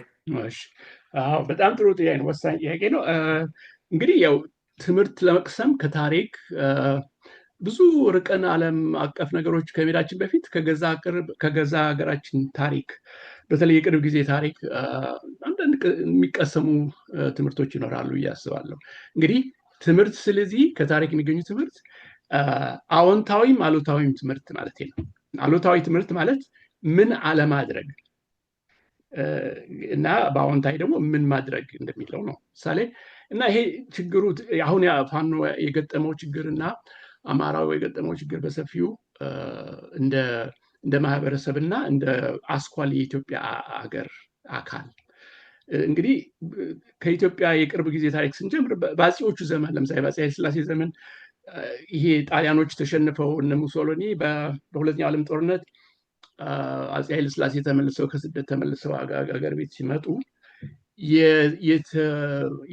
የታለሙ የተሞከሩ የታሰቡ የአገር የዝመና እቅዶች አለ አይደለም። ይሄ ምንድነው እንግዲህ አይተዋል እና ኢትዮጵያን ዘመናዊ ለማድረግ ትምህርት ወሳኝ እንደሆነ እንግዲህ ከምዕራባውያን አማካሪዎችም የሰሙት ነው ያዩትን ባይናቸው እና ትምህርት ማሰልጠን ቁልፍ ነገር እንደሆነ ነው እና እዚህ ላይ የምዕራባውያን ተጽዕኖ በጣም ወሳኝ ነው እዚህ ላይ። ምክንያቱም ዩኒቨርሲቲም ሲቋቋም ሌሎችም የትምህርት ነክ መጽሐፍትም ሌላም የቴክኒካል እርዳታ ሲደረግ በዛን ጊዜ ነው የሚጀመረው እና የኢትዮጵያ እንግዲህ ይሄ ደግሞ ኢትዮጵያ በምዕራባውያን በተለይ በአውሮፓውያን ፋሽስቶች ያን ጊዜ የነበረው ጥላቻና አለ አይደለም ቅሬታ ኢትዮጵያን ቅኝ ግዛት ያለማድረግ ድክመት ወይም የአድዋም ጦርነት ሽንፈት የፈጠረው በምዕራባውያን ላይ በተለይ አውሮፓውያን ላይ የፈጠረው አላለም እንዴት ሊሆን ቻለ የሚል ጥያቄና መገረም እሱ አለ እና ያ ሁሉ እንደ ዳራ የሚታይ ነው። እንግዲህ ይሄ ዝመና የተባለው በአፄ ኃይለ ሥላሴም ጊዜ ሲጀመር ምንድነው ያው ምዕራባውያን እንዳሉት የነሱ ምክርና አስተሳሰብ ዝም ብሎ ሰርጎ ነው የገባው። እሱ በዛ አይነት የሀገርን ታሪክ የሀገርን ባህል ከቁጥር ያላስገባ ዝም ብሎ በድፍኑ በረቂቁ ምዕራባውያን መዘመን የተባለ እና ያ እንዲያው ይሄም አላደለም እሱ ራሱ ለተማሪው ንቅናቄ መነሳት ዘር ነው። ያ አለ አንድ አይነት ጥንስስ ማለት ይቻላል። እና ዩኒቨርሲቲው ተከፈተ። ተማሪዎቹ ደግሞ በዛ ያንን ወድ አውቀውም ሆነ ሳያውቁ ያንን በመከተል የነሱ የአብዮታዊ የተባለ የዝመና እቅድ ደግሞ ይሄንን የምዕራባዊን እንትን የሚከተል ነው። እንዲያውም አባብሶ አጧጡፎ የሚከተል ነው። ይሄ በቃ ዝመናው የአገርን ሉዓላዊነትና ልዕልና በፍጹም እንትን ማያደርግ ማያይና የማይቀበል እንዲያውም ውድቅ የሚያደርግ ኢትዮጵያን አያይዞም አማራን ነው እንግዲህ ጥላቻው እዚህ ይሄ በተማሪው ንቅናቄ ሁሉ ታየዋለህ። አማራ ገዢ ነው፣ ጨቋኝ ነው፣ ተስፋፊ ነው። ኢትዮጵያ ሀቀኛ ሀገር አይደለችም። ሀቀኛ ሀገሮች ጎሳዎች ናቸው፣ ናሽናሊቲስ ምናምን የሚባል ነገር ዝባዝንኬ የመጣው ከዛ ነው የሚጀምረው። እና በእነዚህ ሁሉ እንግዲህ የለውጥ እቅዶች እላቸዋለሁ። በተማሪው ንቅናቄ የተጀመረው የለውጥ እቅድ አለ።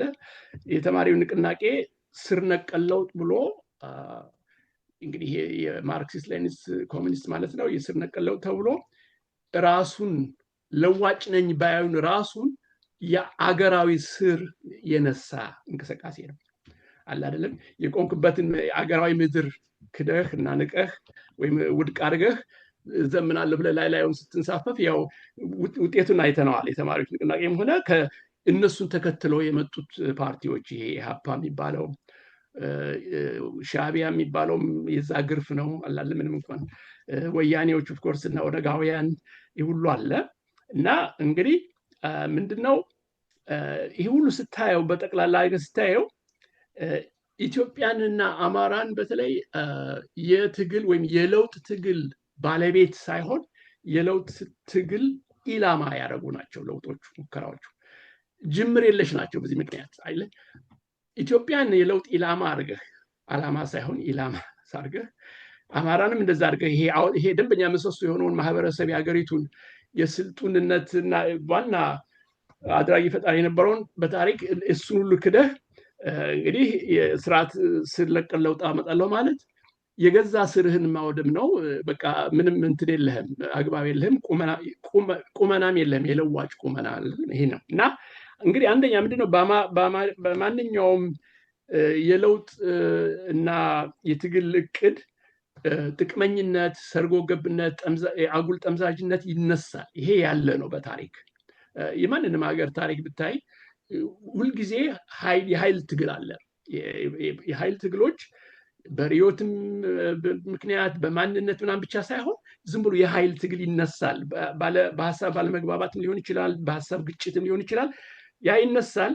ያን ጊዜ ኃይሎች ለምሳሌ በተማሪው ንቅናቄ በለው፣ የኢህአፓ በለው፣ የሌፍት ህወሓት በለው የሚያፈነግጡባቸውንና ይሄ እነሱ የማይከተሉ ከመሰሏቸው እነሱን ማስወገድ ነው በተቻለ መጠን ነው። አላለም ወይም ታስወግዳለህ ወይም ትደመስሳለህ። አንደኛው አላለም እንዳልነበሩ ታደርጋለህ፣ ከህይወት ታጠፋቸዋለህ። እና ይሄ ያለ ነው። እንግዲህ ይሄ ምንድነው ያለህን አቅጣጫ ለሌሎች አለመስጠት ወይም ደግሞ የሌሎችን ተቀናቃኝነት ማውደም ማለት ነው።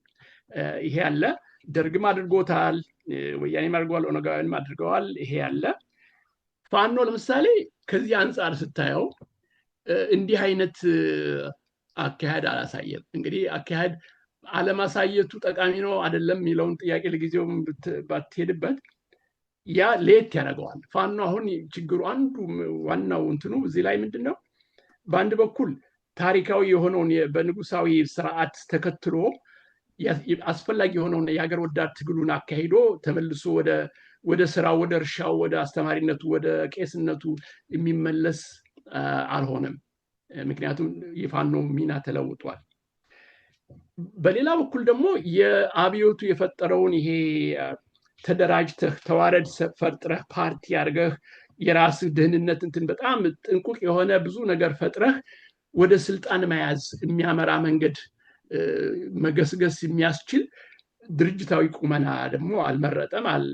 ሁኔታው አነሳሱ ያንን እንዲመርጥ አልፈቀደለትም፣ አላደረገም። እና በአንዳንድ በኩል ስታየው ከሁለት ያጣ ጎመን ይሆናል ይመስላል።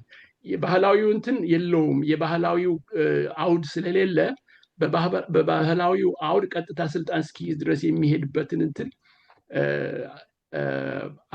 አለ አይደለም ያንን አላዘጋጀም ማለት ይችላል።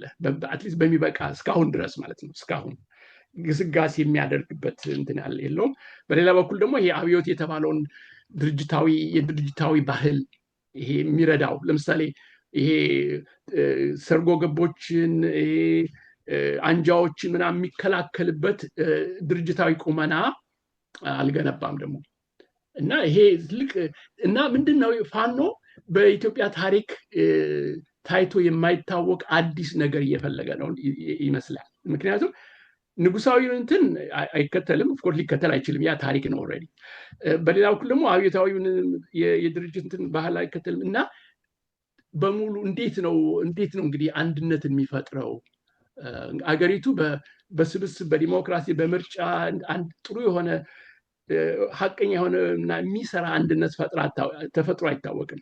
አይደር አንድ ጠንከር ያለ ግለሰብና ድርጅት ይወጣል ወይም ደግሞ ምንም ነገር አይኖርም እና ይሄ ስለሆነ አሁን ታሪካዊ ሁኔታ በጣም ፈታኝ ነው ለፋኖ እና ዞሮ ዞሮ መማር አለበት። የሚማረው ለምሳሌ ከአብዮቱ ዘመን አንዳንዴ ድርጅታዊ ስርዓት እና ይሄ ያ ጊዜ የፈጠረውን ችግር እንዳለ ሆኖ ያለ አይደለም፣ ግን አንዳንድ ትምህርት መቅሰም ይቻላል ከዛ።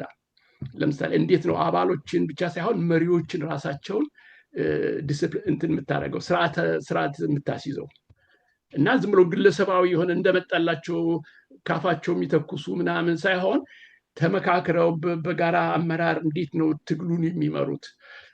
ደግሞ የምንኖርበት ዘመን እንደምታውቀው አንተነህ ይሄ የሚዲያ ዘመን ስለሆነ ሁሉም ከማሰብና ከማድረግ በፊት ወጥተው ገለጻ እንትን ማለት መናገር ምን ሁሉ ይቀናቸዋል። እሱ ጊዜውም ራሱ የሚፈቅድ አይደለም እና እነዚህ ሁሉ ከግምት አስገብቶ የፋኖ ኃይሎች ይህንን ትልቅ ክለሳ ማድረግ ያስፈልጋቸዋል ብዬ አስባለሁ። ክለሳ ስልህ በደንብ እስካሁን የመጡበትን ጎዳና ታሪካዊ ዳራቸውን ከታሪክ ምን ሊማሩ እንደሚችሉ ምናምን ይህንን አይተው የአስፈላጊ የሆኑ ለውጦች እና ይሄ ያካሄድ ለውጦች ማድረግ እና የአደረጃጀት ለውጦች ማድረግ ወሳኝ ነው ብዬ አስባለሁ።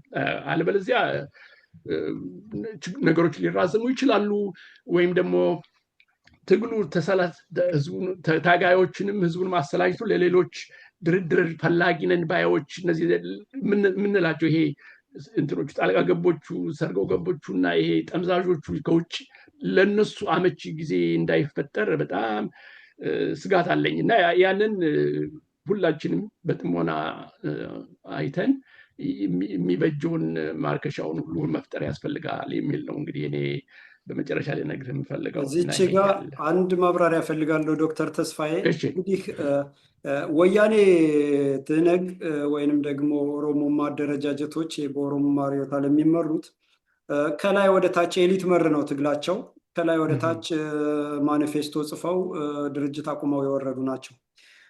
የአማራ ደግሞ ህልውናን ለመታደግ ተፈጥሯዊ ስሜቱም መብቱም በደመ ነፍስ የተነሳ ነው።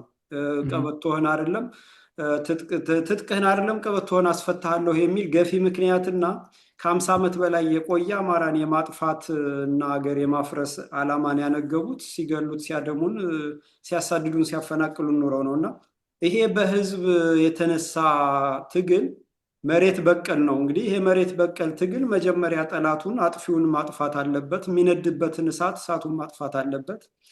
ከዛ በኋላ ካጠፋ በኋላ ጠላቱን ከደመሰሰ የእህቱን የወንድሙን መደፈር የእናቱን መረገጥ ካስቆመ በኋላ በድሮንም በከባድ መሳሪያ መደብደቡን ካስቆመ በኋላ የፖለቲካ ስልጣኑን ከጨበጠ አጥፊ አደረጃጀቶችን በህግ አግዶ ሀብት ንብረት ከመለሰ በኋላ እንግዲህ በውጭ ያለው ምሁሩ እንደ አንተና ሌሎችም አይነት በእውቀት ጠገብ የሆናችሁ የጎደለውን መሙላት። ወያኔ ስልጣን ከያዘ በኋላ ነው ህገ መንግስት ቀረጽኩ የሚለው መንግስታዊ መዋቅር አዋቅርኩ ያለው። ደርግም የኦሮሞማ የመጀመሪያ ፕሮጀክት ደርግም ስልጣን ከያዘ በኋላ ነው አስተዳደሩን ያዋቀረው። መጀመሪያ ስርዓተ መንግስቱን ያፈረሰ ሺህ ዓመት የቆየን ስርዓተ መንግስት እና አሁንም ፋኖ የሚነድበትን በአማራ ህዝብ ላይ የሚነድን እሳት አጥፍቶ ጠላትን ደምስሶ ካበቃ በኋላ ምን አይነት ፖለቲካ፣ ምን አይነት ኢኮኖሚ መርህ ለኢትዮጵያና ለኢትዮጵያውያን ያስፈልጋል የሚለውን ይሄ የኤሊቱ የአማራ ልሂቃን ሚና ነው ብዬ ነው የማስበው። እና በዚህ ዙሪያ ይሄን አያይዘህ እንደው ትንሽ ብታጠራልኝ ዶክተር ተስፋዬ። ጥሩ። መልካም ጥያቄ ነው። አመሰግናለሁ ስላነሳኸው። ምን መሰለህ አሁን ይሄ በሁለት ረድፍ ነው የአጣዳፊ የህልውና እንቅስቃሴ አለ። የህልውና እንቅስቃሴ የመኖር አለመኖር እንቅስቃሴ እሱ እርግጥ አጣዳፊነቱ ቀደምትነቱ አለ የሚባል አይደለም፣ ያስፈልጋል። ከዛ በተረፈ ደግሞ ህልውና ለዘለቄታው ስልታዊ እና ፖለቲካዊ የሆኑ ክንውኖች እና አደረጃጀት ስለሚጠይቅ እሱም አለ። አሁን ችግሩ እንግዲህ ፈተናው ልበል ወቅታዊ ይሄ በደመነፍስ ያልከው በተፈጥሮ ራሳችን ከጥፋት እናድን ብሎ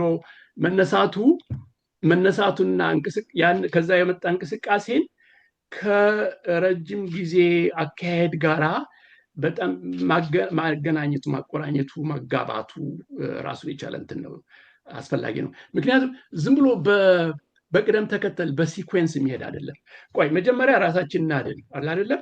ጎንደር ጎጃም ቁጭ ብሎ አማራው ወይ ወሎ ሸዋ ራሳችን ከጥፋት እናድን፣ ከዛ ከዳን በኋላ ወደ ሌላው እንሄዳለን የሚለው ትንሽ እውን ታሪካዊ ሂደትን የሚጻረር አስተሳሰብ ይመስለኛል። እኔ ለምንድን ነው አንዳንድ ነገሮች ዝም ብለው በፈርጅ ካቴጎራይዝ ለብቻቻ እንደ ደሴት ቁጭ ቁጭ ያሉ እቅዶች አይደሉም። አላደል ይዛመዳሉ። አላደለ ለምሳሌ የወልቃይት ጠገዴ ትግል ወይም የራያ ትግል ዝም ብሎ የአማራ ትግል ብቻ ሳይሆን የጎንደር ወይ የወሎ ትግል ብቻ ሳይሆን የአማራው ጠቅላላ ትግልም አካል ነው። እና እነዚህ ምንድነው አሁን የምለው እኔ የትግል ደረጃዎች ወይ እርከኖች እና አካባቢያዊ ሁኔታዎች ሰፋ ካሉ የትግል አውዶች እና ደረጃዎች ጋራ ያላቸው ትስስር ምንድን ነው? ለምሳሌ በአካባቢ የሚደረገው ጎጃም የሚደረገው ትግል ለምሳሌ በአንድ ወረዳ ወይም በፍኖተ ሰላም ወይ በቡሬ የሚደረገው ትግል እንዴት ብሎ ነው ጠቅለል ብሎ ከጎጃሙ ኃይል አስተላለፍ ጋር የትግል የሚቀናጀው ከዛም አልፎ ከጎጃም ጠቅላይ ግዛት የሚል አንድን የትግል እርከን የመረማመጃ ማድረግ ለምሳሌ ይሄ ምንድን ነው የሚባለው ተደማማሪ እንዲሆን ኩሙሌቲቭ የሆነ ሂደት እንዲኖር እና በሂደት የመጨረሻ ግብ ላይ ለመድረስ ስልጣን የመያዝ 4 ኪሎ መድረስ የሚለው ላይ ለመድረስ አሁን የምታረጋት ወልቃይትም ትሁን የትም ጎንደር ከተማ አካባቢም ይሁን ደሴም ይሁን የምታረጋት ትግል ራሷን ችላ እንደ ደሴት የምትከናወንና በቃ ጨረስኳት የምትል ሳይሆን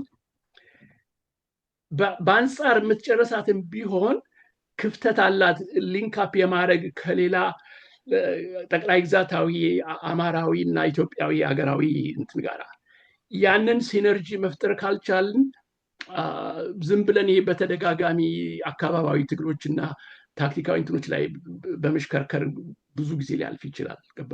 እዚህ ላይ ነው አየህ የሰነዱ አለ አይደለም ይሄ ያልከው ማኒፌስቶ ይዘረጋልሃል ያንን እንደ ማፕ እንደ ካርታ ያሳያል።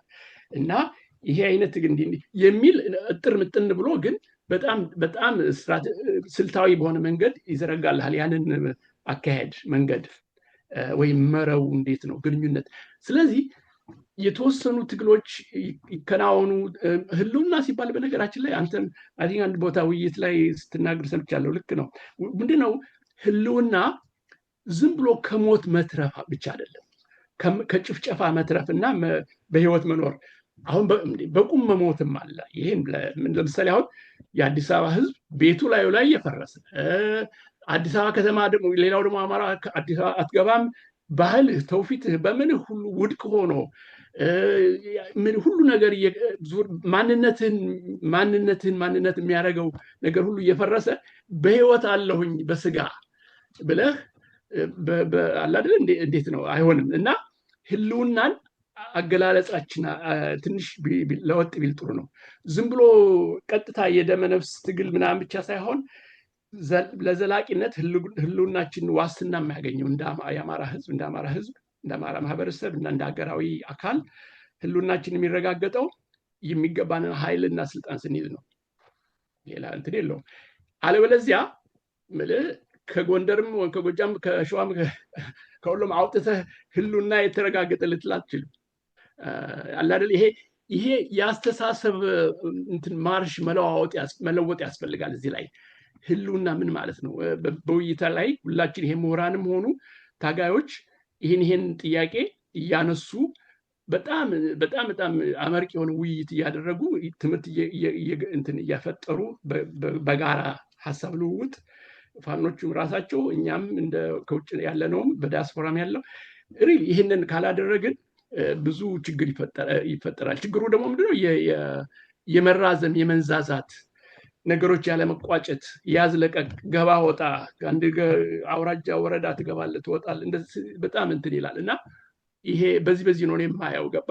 ባጭሩ ለማጠቃለል ግንኙነቶች ይበጁ አላለም፣ ግንኙነቶች ይፈጠሩ፣ ያሉ ግንኙነቶች ይታወቁ፣ ከሌሉም ይፈጠሩ። ይሄ ለምሳሌ በተለያዩ እርከኖች የሚካሄዱ ትግሎች እንዴት እንደሚመጋገቡና ራሳቸው እንደሚደማመሩ ለማሳየት በእውን እየተደረገ ያለውን ትግል አጥንቶ እያዩ ከዛ ምንድን የጎደለው የሚለው ላይ ትመጣለህ እና ለምሳሌ አሁን ጎጃም ውስጥ እስካሁን የተደረገው ትግል ያንተ ሀገር እና እንዴት ነው ምን ያህል ግንኙነትና እንትና ፈጥሯል ከጎንደር ጋር ወይ ከሸዋ ጋር ወይ ከወሎ ጋር አይደለም? ይሄ እንደ አማራ ትግል ምን ያህል ክንውኖች እናያለን እስካሁን? በተለይ አሁን አንድነት ከተፈጠረ በኋላ ይሄ የአራቱ ክፍለ ሀገራት አለ አይደለም ፋኖች አንድነት ፈጥረዋል አይደለም? ይሄ እንትን የአማራ ብሔራዊ ኃይል አማራ ፋኖ ብሔራዊ ኃይል እሱ ከተቋቋመ በኋላ ምን አይነት ክንውኖች ወይም ደግሞ ምን አይነት አዝማሚያ የተከናወኑ ነገር ይሄ ነው የሚባል መጠቆም ባይቻልም ምን አይነት አዝማሚያ ወር ቴንደንሲ ታያለህ ያንን ነገር ወደ ከፍ እያማረክ የመሄድ እና ይሄ እነዚህ ከበድ ያሉ ጥያቄዎች ናቸው። በተለምዶ በሚዲያ በምናምን የማይነሱ ጥያቄዎች ናቸው፣ ግን በእውነቱ ያስፈልጋል ጥያቄዎች ማንሳት እና ያው ሚዲያውም ሪፖርት ሲያደርጉ ጊዜ በቃ ደጋግመው አሁንም ቢሆን እዚህ ወረዳ እዚች ቀበሌ ገብተው ይህን ማርከው ይህን ኪሳራ አድርሰው ወጡ። እንደዚህ በዛ ነው በቃ እስካሁን እንትን ያለው እና ይሄ ከዚህ ሚዲያውም ራሱ ቅድም ዲያስፖራ ብለሃል፣ ሚዲያውም ራሱ ኃላፊነት አለበት። ያችን ዝም ብሎ እንትን አመች የሆነች ጥያቄ ብቻ ነው የሚያነሳው። ምን ሪፖርት ዘገባው እንደዛ ነው። እስከ መቼ ነው ብሎ ጥያቄ አያነሱ። እስከ መቼ ነው ገባ ወጣ እያሉ ኪሳራ እያደረሱ ይመለሱት። ለምሳሌ ተከታትሎ ዘመን አንድ ጊዜ ምን ብሏል? ጥቃት እንኳን ስናደርግ አለ በጦርነቱ መከላከል አልፈን ጥቃት ስናደርግ ጠላት ላይ ያን ጊዜም ያው እየመታ ነው መለጥ ነው እንጂ እንትን አይደለም 3-4 ሰዓት የፈጀ ጦርነት አናረግም ምናምን የሚል እንትን አለ። አይገባህም እንዲህ አይነት ነገር። ለምሳሌ አሁን ምን ይሄ በኦፊሴል ደረጃ ይሄ ነው እንደ ፖሊሲው ወይስ እስከ መቼ ነው ይሄ የሚቀጥለው የሚል እንትን ያስነሳል። እና ይሄ ነው እንግዲህ ያለኝ አስተሳሰብ በዚህ በኩል የሚያስፈልገው።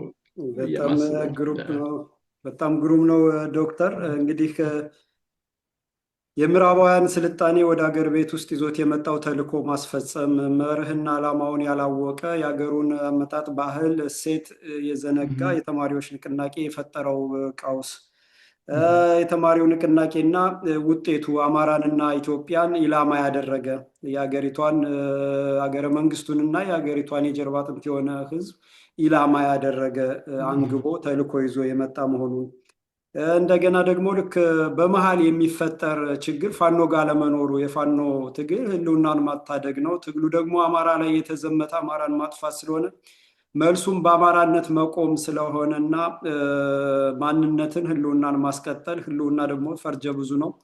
በህይወት መኖር ብቻ ሳይሆን የባህል፣ የእምነት፣ የታሪክ፣ የቋንቋም ሁሉም ነገር አብሮ ተያይዞ መቀጠል ነው። ይሄ መሆኑ እንደ ሌሎች አደረጃጀቶች የኤሊት መር አደረጃጀቶች መሰነጣጠቅ እናንትን አለመፈጠሩ ግን በዚህ ልክ ደግሞ የሰርጎ ገቡና ቅጥረኛ ባንዳው እየገባ አሁንም እንደጠቀስከው መተህሩጥ ምናምን የሚል በብዥታ የተሞላ መዳረሻ የሌለው መርህ እያስተላለፉ የሚደረገው።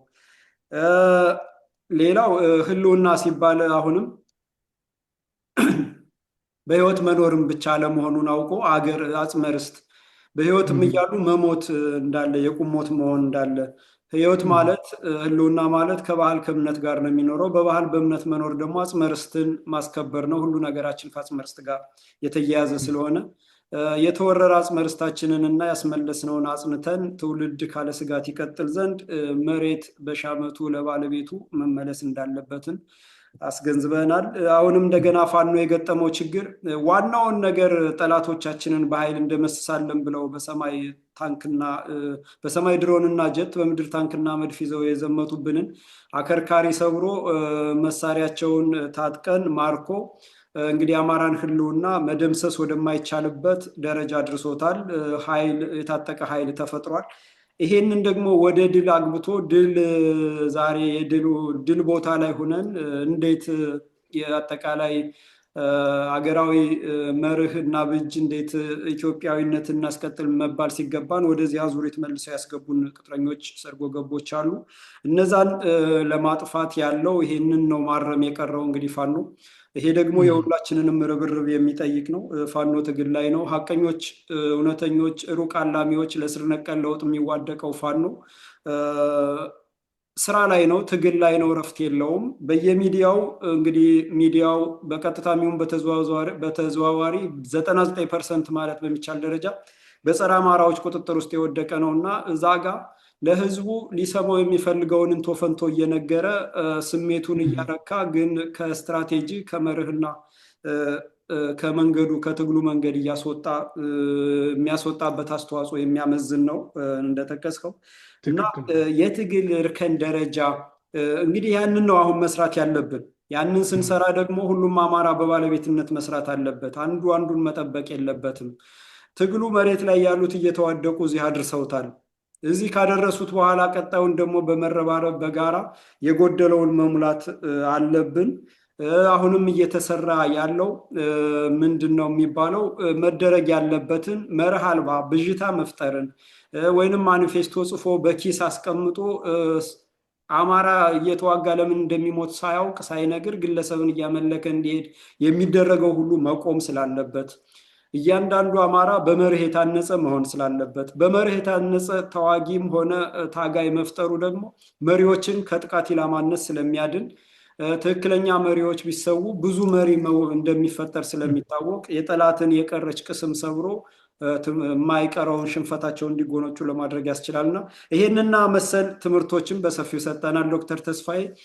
በሚቀጥለው ደግሞ በዚህና መሰል ጉዳዮች ላይ በሌላ ፕሮግራም እንገናኛለን። አድማጭ ተመልካቾቻችን ፍኖተ አማራ በዘመር ቲቪ እና በፍኖተ አማራ ዩቲዩብ ቻናል እንድትከታተሉ ላልሰማ እንዲሰማ ያላየ እንዲያይ እንደዚህ አይነት መርህ አዘል አስተሳሰብ ላይ መሰረት ያደረጉ መርህን መሰረት ያደረጉ የታላላቆቻችን እውቀት ጥበብ በውስጣችን እንዲያድርና ህልውና ትግላችንን በድል እንድንቋጭ ፍኖተ አማራ እንከታተላለሁ። እንዳንድ አማራና በመላው አማራ ህዝብ ዶክተር ተስፋዬ አመሰግናለሁ። ምንም እንኳን በአማራነት ኃላፊነት ቢኖርብንም ግን ጥሬና ክብረ ስለመጣ በድጋሚ አመሰግናለሁ።